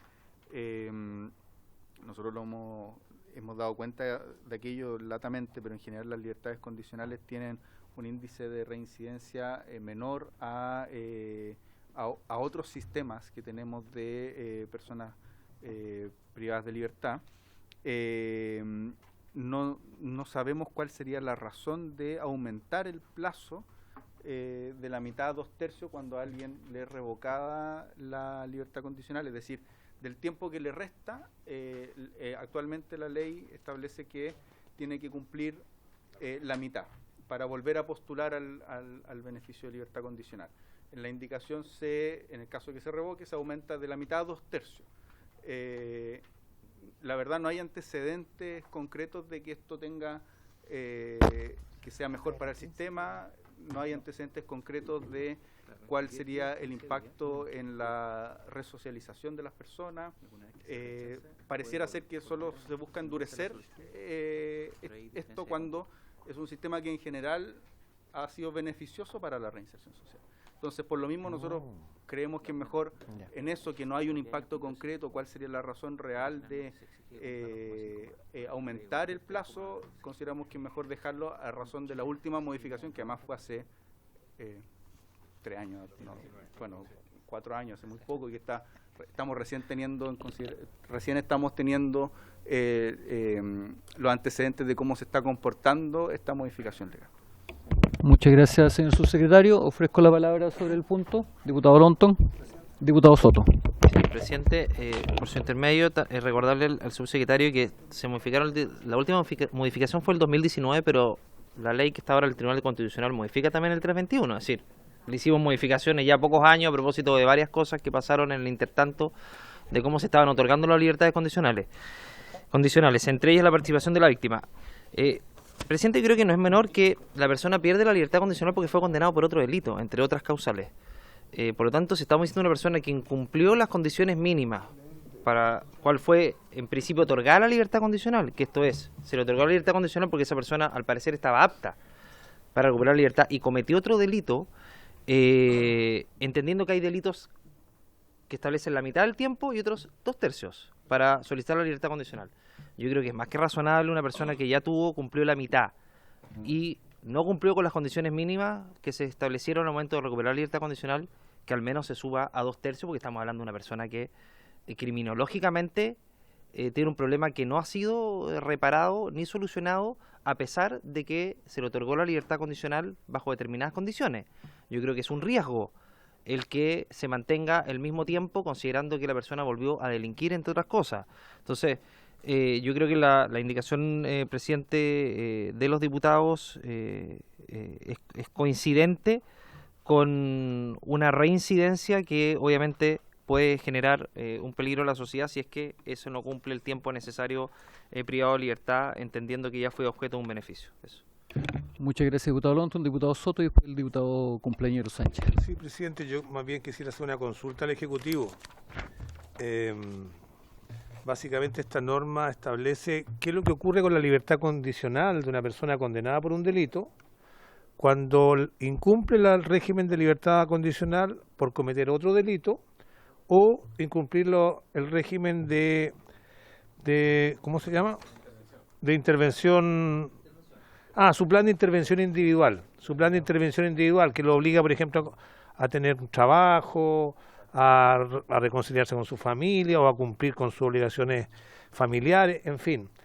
Yo creo que aquí tiene que abordarse este tema con un criterio a favor del que se está reinsertando en la sociedad, no en contra. Yo creo que en el incumplimiento del plan de intervención individual no hay delitos, no hay incumplimientos de faltas, no ha hecho ningún atentado contra la sociedad, solo que no ha cumplido con su plan de intervención individual, que tiene por objeto lo que ya dijimos, temas que son más bien sociales. Es decir, si no encuentra trabajo, sobre todo en situaciones económicas complicadas, va a tener que volver a la cárcel. ¿Qué gana la sociedad con volver a encarcelar a una persona que no ha encontrado trabajo? Les recuerdo que para una persona que ha sido condenada es muy difícil encontrar trabajo. Son pocos los que las contratan. Entonces, me gustaría que hiláramos un poquito más fino. Yo estoy de acuerdo que si la persona comete un delito de igual o mayor gravedad que el que lo tuvo encarcelado, por supuesto ahí hay una reincidencia clara y uno podría ser más duro en eso. Pero si son delitos menores, por ejemplo, delito de la ley de tránsito, conducir con una licencia que no corresponde a propósito de los que se dedican a manejar taxi. No, hay delitos ahí. Sí, son delitos. Son delitos tener cuando se requiere licencia profesional, no conducir un vehículo sin tenerla. Entonces, ¿lo vamos a volver a la cárcel porque está haciendo trabajo de taxista, por ejemplo? ¿O no encuentra trabajo? Por eso yo pediría que hiláramos un poquito más fino, y compartiendo la idea de que si la persona comete un delito de igual o mayor gravedad que por el cual estuvo encarcelado y tiene la libertad condicional, deba ser sancionado, obviamente, y deberá volver. Pero no en otras condiciones. Entonces, aquí hay que hilar un poquito más fino si de verdad queremos cortar con las carreras delictuales de las personas. Porque si queremos que se perfeccione, volvamos a meterlo a la cárcel a cada rato, por razones sociales. Yo creo que habría que darle una mayor definición. Sí. Diputado Sánchez tiene la palabra. Muchas gracias, presidente. Bueno, yo creo que en lo que señala el diputado Soto están subyacentes dos temas distintos. Por un lado, yo puedo entender lo que señala el diputado Soto de que evidentemente no es lo mismo una reincidencia que no cumplir las condiciones establecidas para su libertad condicional, que puede ser, por ejemplo, el caso que él planteaba de no haber encontrado trabajo. pero creo que eso también tiene que ver o debiese expresarse la solución a ese problema por dos vías distintas. En primer lugar, le propondría al diputado que si existe una propuesta de indicación distinta, bueno, que la redacten y podamos discutir sobre algo más concreto. Pero en segundo lugar, y aprovechando que está el Ejecutivo acá, yo creo que también esto pasa por una discusión más profunda, porque aquí estamos hablando de los tribunales de ejecución de pena, pero también hay que hablar respecto de cuáles van a ser las políticas del gobierno para mejorar la reinserción de quienes están efectivamente cumpliendo con beneficios como el de la libertad condicional, porque hoy día pareciera ser que están lanzados a su suerte, tal como decía el diputado Soto. O sea, el hecho de que no puedan encontrar trabajo algunos de ellos, el hecho de que eventualmente puedan verse expuestos a situaciones que podríamos decir extremas, como la comisión de un delito, el hecho de conducir taxis o realizar en el fondo oficios o servicios para los cuales no están calificados y que eso involucra una infracción, una falta o eventualmente incluso un delito. Bueno, eso yo creo que es reflejo también de que no estamos dando el ancho como país en cuanto a políticas de reinserción, y si se va a hacer esta crítica, que la comparto, de que hoy día las cárceles son un lugar de especialización para delincuentes, bueno, tenemos que ser mucho más serios respecto a la inversión que se hace desde el Estado para efecto de que tengamos dentro del contexto de la reinserción políticas como por ejemplo el oficial de acompañamiento, el parole officer que existe en Estados Unidos, pero que tenga la capacidad de verdad para abordar y para tener una presencia junto con esta persona que se está reinsertando, que el Estado tenga también convenios, por ejemplo, con empresas, como existe también hoy día en las cárceles, que en algunos casos se les da la posibilidad a quienes están cumpliendo condena de, por ejemplo, ensamblar ventanas y poder eso venderse después a empresas constructoras, solo por dar un ejemplo de algo que ocurre aquí en la cárcel de Valparaíso, que creo que es una buena iniciativa, pero tiene que ser una cuestión mucho más potente, porque efectivamente si tenemos estas situaciones donde el incumplimiento de estas medidas de libertad condicional pueden producirse por situaciones de abandono respecto de quienes están accediendo a estos beneficios, bueno, quiere decir que el Estado le falta mucho y que no se cumple eso solamente con medidas como esta. Yo soy partidario de que sancionemos duramente a quienes reinciden, pero sí, eso tiene que ir de la mano con que el Estado le ofrezca todas las herramientas necesarias a quien quiera reinsertarse para que no tenga después ninguna excusa para decir que fue por fuerza mayor, porque nadie lo ayudó, porque nadie le dio las posibilidades. Yo creo que eso tiene que estar asociado a la mano dura. Las dos cosas tienen que ir juntas. Gracias. Diputada Camila Flores. Muchas gracias, presidente. El diputado Sánchez ha dado en el clavo respecto a una cuestión que siento que en el fondo es lo que está detrás de la discusión respecto al tema de efectivamente este tipo de beneficios como la libertad condicional, que tiene que ver con la reinserción en nuestro país en términos generales, la cual en términos concretos es muy baja. Probablemente en ese sentido o el subsecretario o su asesor van a concordar en aquello. Y esto es sin duda motivo de una discusión muy distinta a lo que estamos viendo, ¿cierto?, en este proyecto. Sería muy bueno que lo podamos también debatir y que el Ejecutivo quizás tenga el interés de hablar de esto, porque siempre ha existido, o hace bastantes años más bien, una lógica de poder dividir lo que es Gendarmería de Chile en lo relativo, ¿cierto?, al área más bien operativa de esta institución, que tiene que ver con funciones netamente penitenciarias, carcelarias, por decírmelo en términos duros, y otra que es el área de la reinserción, que es bien distinta, que requiere otro tipo de tratamiento, en fin. Hoy día esa división lógica en términos concretos no existe, salvo que hay subdirecciones internas dentro de la misma institución, pero que la verdad es que en los términos de los números sirve bastante poco. Entonces, entendiendo y también haciéndome bastante sentido lo que decía el diputado Soto respecto a cómo vamos a contribuir de que efectivamente personas que cometan más bien delitos de baja connotación no vuelvan a estar recluidos en las cárceles y que podamos contribuir efectivamente con un proceso de reinserción. Yo estaría de acuerdo, presidente, también en que en este tema en particular quizás darle una vuelta un poquito más profunda. Me parece que no es tan simple de llegar y sacarlo hoy, probablemente, y a partir de lo que se ha debatido vagamente hoy día en esta comisión, quizás se puede también ahí existir una propuesta, no sé, de parte nuestra, los parlamentarios. Yo estaría disponible a suscribir algo a propósito de lo que señalaba el diputado Soto, si es que llega a concretar esto en alguna indicación o el Ejecutivo quiere hacerlo.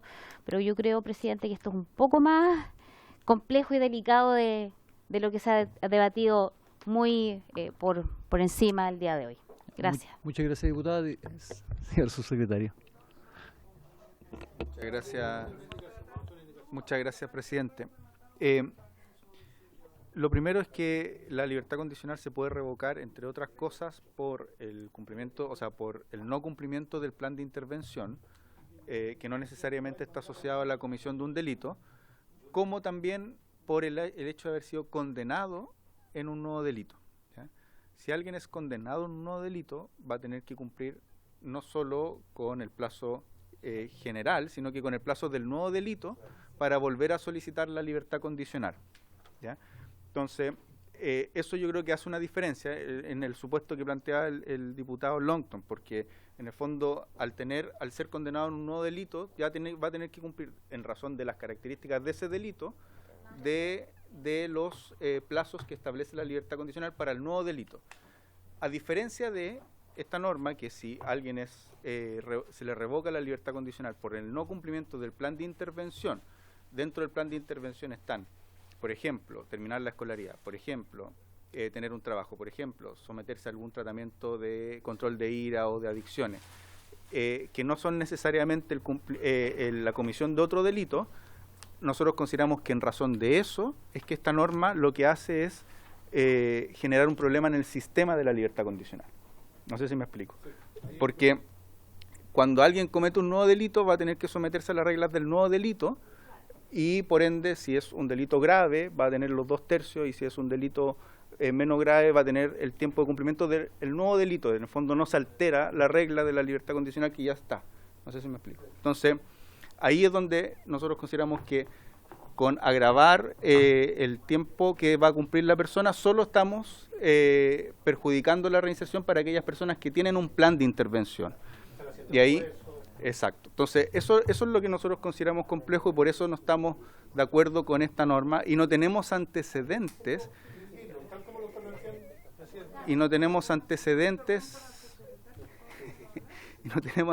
de que si alguien no cumple con el plan de intervención, el hecho de que le pongamos más tiempo para volver a postular a la libertad condicional sea algo positivo para su reinserción social. Uno diría todo lo contrario, pero no tenemos antecedentes de aquello.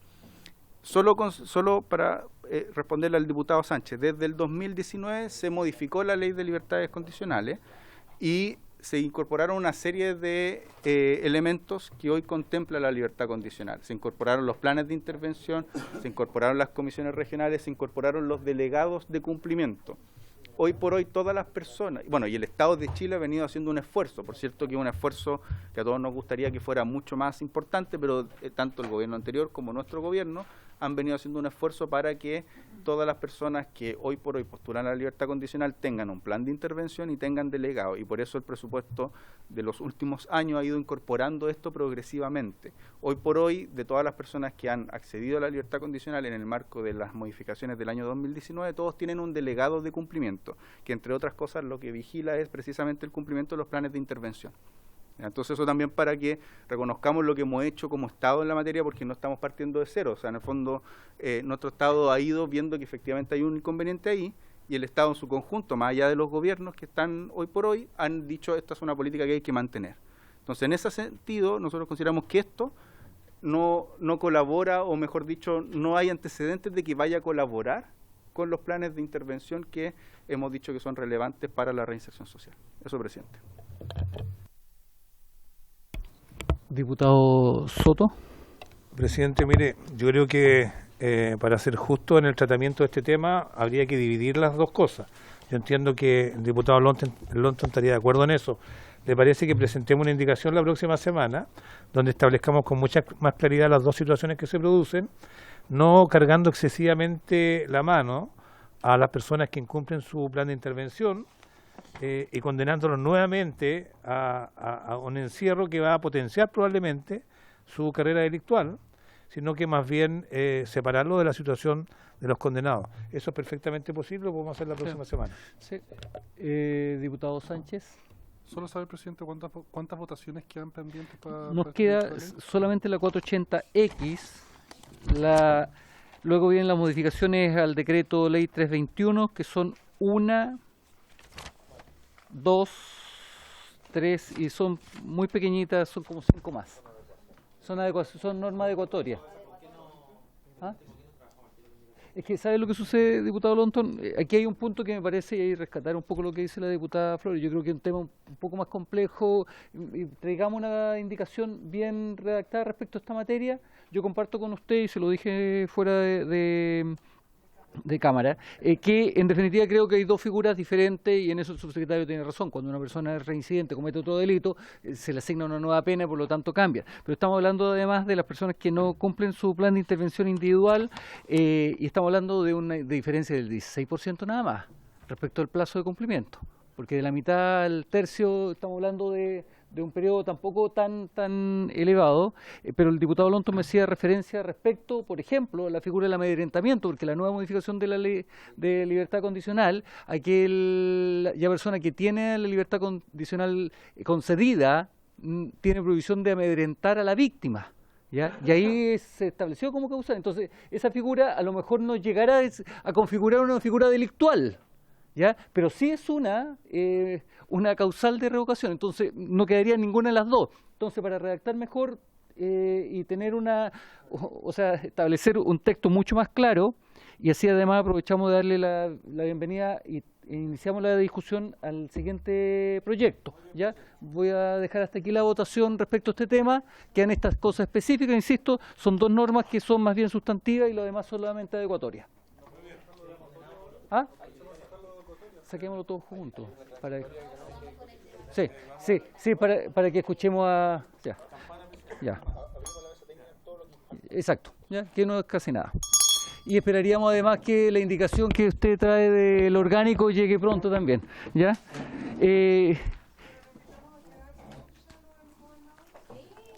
Sí, los liberamos también de cualquier cosa. Entonces pasamos al tercer punto de la tabla. Aquí existen 5 proyectos. Los proyectos todos, y después están los proyectos con la modificación del artículo 52. Ya. Existen 5 proyectos presentados. Quiero darle la bienvenida a la diputada Paula Labra y al diputado Linco, quienes vienen a exponer respecto a estas materias. Son los boletines 16.215, 16.246, 16.247, 16.303 y el boletín 16.215 de diferentes autores, ¿ya? Entonces, primero le vamos a dar la palabra a la diputada Paula Labra para que nos exponga su proyecto de ley.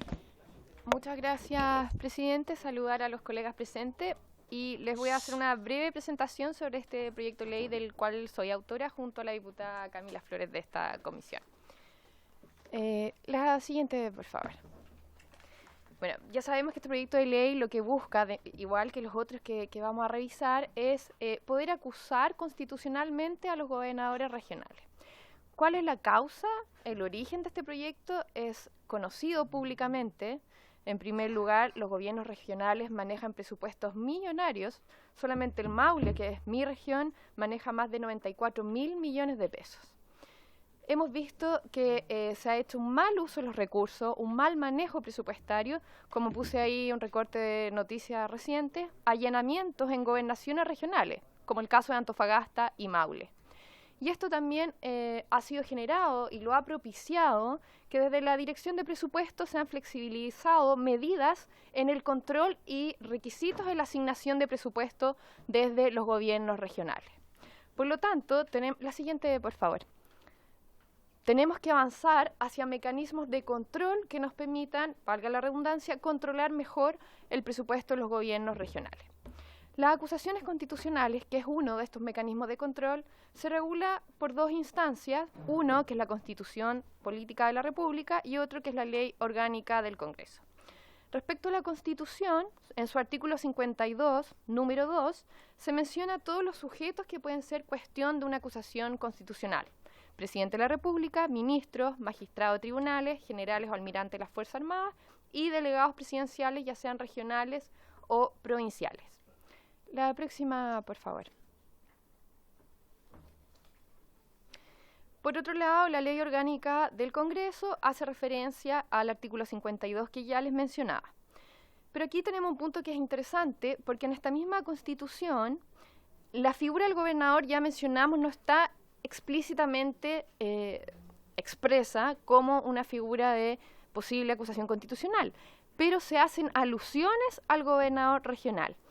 Como está aquí mencionado, en el mismo artículo 52, dice que para declarar que ha lugar la acusación en contra del presidente o de un gobernador regional se necesitará voto de mayoría de los diputados. Es decir, aquí podemos decir o interpretar que hay un vacío legal, ya que se hace referencia al gobernador como un sujeto de acusación constitucional, pero no se expresa en los sujetos pasivos posibles de acusar. Por lo tanto, este proyecto lo que hace es, la próxima, por favor, es mejorar este vacío con el objetivo que ya he mencionado, dado las causas conocidas. Por lo tanto, esto es un proyecto de reforma constitucional con un artículo único, que simplemente lo que hace es modificar el numeral 2 del artículo 52 de la Constitución, incorporando una nueva letra donde se expresa que se puede acusar a los gobernadores regionales. Y las causas que hemos determinado son las mismas que se utilizan para los delegados presidenciales. Sean provinciales o regionales. Por lo tanto, esto es la idea matriz del proyecto. Legislativamente lo que modifica es solamente el artículo 52 de la Constitución, incorporando expresamente a los gobernadores regionales. Muchas gracias, profesor. Muchas gracias, diputada Labra. Claramente es de mucho interés de la Comisión el poder avanzar en esta materia, por eso abrimos la discusión respecto a este proyecto. Son 5 proyectos, como dije en un comienzo, y que al final de la discusión o de la presentación vamos a pedir la fusión de los mismos para que la sala se pronuncie. Diputada Flores, usted también es autora, así que para que complemente su colega. Sí, muchas gracias, presidente. Complementar muy brevemente a la excelente exposición que hizo nuestra colega Paula Labra, en el sentido de que quizás esta es una reforma constitucional muy específica, muy breve, pero que se hace cargo de una situación que en el minuto el legislador no previó, que era dejar tácitamente expresada la posibilidad de poder acusar constitucionalmente a los gobernadores regionales, como bien la diputada Labra señaló en el texto mismo de estudio del artículo 52 de la Constitución. Se da a entender al estudio del mismo, pero no está dentro del catálogo de autoridades que expresamente en este se señalan.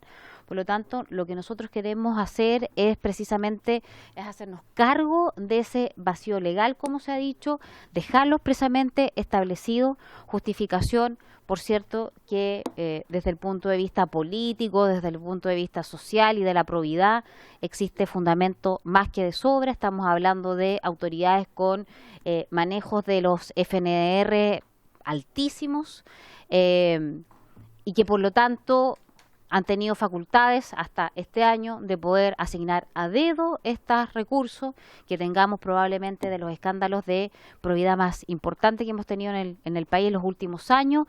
Y por cierto que vale la pena recordar que hoy día el control expreso respecto de estas autoridades no existe. Así es que me parece que más que justificado respecto del manejo de los recursos públicos, que nosotros podamos hacer este juicio político, que es al final del día la acusación constitucional. Gracias, presidente.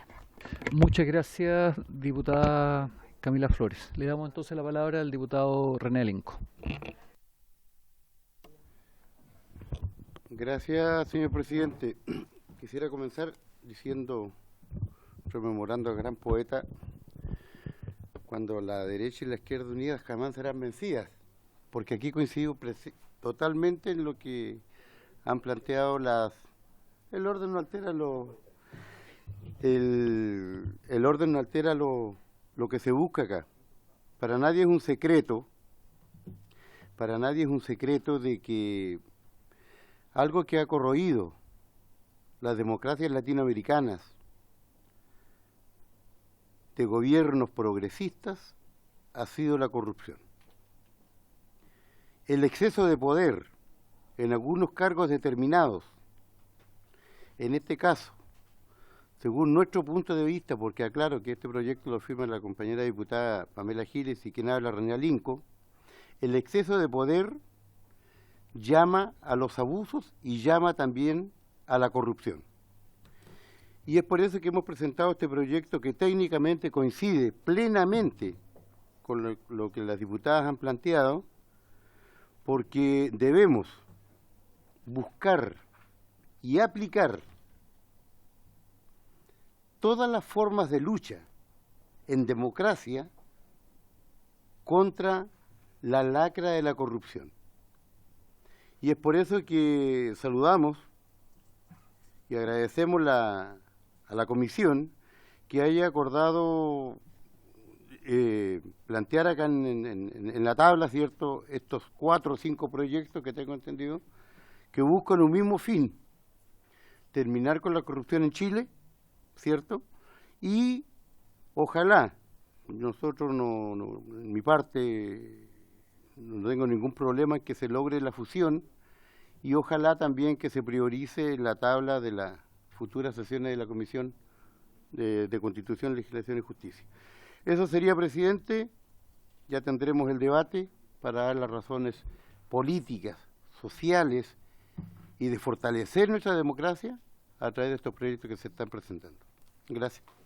Muchas gracias, diputado Linco. Ofrezco la palabra a algún colega que quiera hacer alguna pregunta a los mocionantes. Diputado Pamela Giles, que también es autora de uno de los proyectos, tiene usted la palabra. Gracias, presidente. Solamente recordar muy rápidamente que a los que no estaban presentes al comienzo de la sesión, que la diputada Francesca Muñoz me pidió hacerles saber a todos que también es mocionante uno de los proyectos, que ella agradece que esto se haya puesto, que valora la transversalidad efectivamente de estos proyectos. No vamos a tener tiempo, pero yo creo que sería interesante también quizás más adelante conocer la opinión del Ejecutivo. Yo creo que vamos a tener una transversalidad no solo ideológica entre los diputados, sino que muy probablemente al gobierno le viene bastante bien que esto se pudiera ejecutar.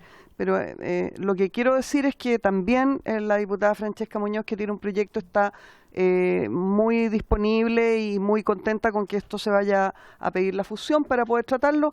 Y me hago parte de algo que decía el diputado Linco, que es que ojalá esto no quede aquí. Es decir, que efectivamente intentemos que haya un trámite expedito y próximo, que no nos quedemos solamente en pedir la fusión, sino que esto ojalá tenga fechas para seguirlo tratando. Muchas gracias, diputada Pamela Giles. Ofrezco la palabra sobre el punto. Diputado Leonardo Soto. Presidente, yo anuncio desde ya mi voto a favor de la propuesta de modificación constitucional que nos hacen, porque evidentemente hay un vacío constitucional. Se establece que son acusables constitucionalmente los gobernadores regionales, pero no hay una norma que explícitamente lo diga. Son especiales. Y les da una condición de privilegio por esta omisión que es verdaderamente inaceptable en una democracia. Todos están sujetos a un control de este tipo y los gobernadores no tienen por qué estar exentos de eso.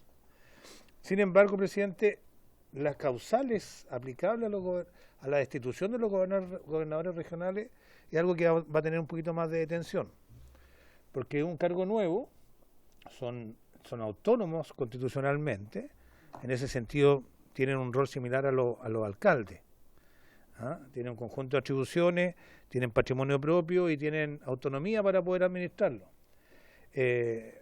Algunas de las mocionantes, los mocionantes de las 5 mociones plantean distintos tipos de causales, asimilándolo en un caso, como ha hecho la diputada Labra, a las causales de destitución y la diputada Flores, a la causal de destitución de los delegados regionales, presidenciales y provinciales. Pero no tienen la misma condición. Los delegados regionales y provinciales forman parte directo de la administración del Estado, dependen jerárquicamente de Interior, entiendo, y no tienen la misma situación. Yo creería que son más asimilables a los alcaldes. Y ahí las causales tienen que ver con notable abandono de deberes, tienen que ver con falta de probidad, pero ese es un debate que deberíamos abrirlo lo antes posible, presidente. Y yo le sugiero, para andar rápido, porque esta cosa hay que andarlo rápido, le pidamos la opinión a un par de constitucionalistas propuestos por esta comisión, al Ejecutivo, y lo resolvemos. porque tampoco va a haber que analizar sentencia del Tribunal Constitucional o hacer un informe en derecho. Y hay que llenar este vacío. Entonces, yo le sugeriría como procedimiento de ese presidente que escucháramos a expertos constitucionalistas de ambos lados, por así decirlo, de la izquierda y la derecha, que no se unan, o que se unan en torno a este proyecto para poder cerrar este vacío, y el Ejecutivo resolvemos. Eso. Sí, muchas gracias, diputado Soto. Le daremos las recomendaciones al presidente titular, al tiro de diputado Linco. Le daremos las recomendaciones. Yo comparto con usted la posición. Creo que aquí existe un vacío que tenemos que poder completar. Y además, y un tema que no trata ninguno de los proyectos de ley, pero me parece también que es que podríamos aprovechar esta línea de discusión. Esta semana han sido citados a la Comisión Convenio los diferentes gobernadores regionales. Y una de las respuestas de un gobernador regional fue: no tenemos ninguna obligación de asistir, de Los Lagos, para ser exacto. No tenemos ninguna obligación de asistir porque ustedes no nos fiscalizan. ¿Ya? Entonces fue y esto fue una materia que discutimos en la comisión investigadora en el caso convenio donde me toca participar, y creo que efectivamente aquí se abren puertas de discusión respecto a un organismo que yo creo que todos queremos que le vaya bien a las regiones. Por lo mismo votamos la ley de presupuesto, le entregamos mayores atribuciones, pero creo que efectivamente en términos de control existen ausencias legislativas y ahí existe un vacío. Diputado Linco. No, lo que decía ahí el diputado Soto, la verdad es que mi humilde opinión es que cuando se considera en demasía en diferentes proyectos la opinión de expertos, no hemos tenido muy buenos resultados. Los expertos a veces influyen demasiado en los proyectos que se han aprobado en esta misma comisión sobre el quehacer propio nuestro, que es nuestro derecho, nuestra obligación y es nuestra pega, que es construir leyes a través de un análisis político y social. Entonces yo estaba en resorte de la comisión, por supuesto, pero mi opinión es que más que llamar a expertos, yo pediría tal vez que estén en esta mesa o hacer un listado de los actos de corrupción que han sucedido en los últimos años, tanto de los gobernadores, gobernadoras, alcaldes y alcaldesas. Insisto, la experiencia que yo he visto y los resultados que no han favorecido precisamente a la gente, a través de los famosos expertos, no nos están llevando a buen camino. Eso. Muchas gracias, diputado Linco. Voy a proponer entonces que la fusión de los 5 proyectos que corresponden a los proyectos 16.217, 16.215, 16.246, 16.247, 16.303, en ese orden que es el orden de ingreso, la fusión para poder ser solicitado en la sala. ¿Existiría la unanimidad de la comisión para ello? ¿Sí? Ya. Por aprobado. Y por haberse cumplido el objeto de la sesión, esto se levanta. Muchas gracias a todos. Muchas gracias, subsecretario.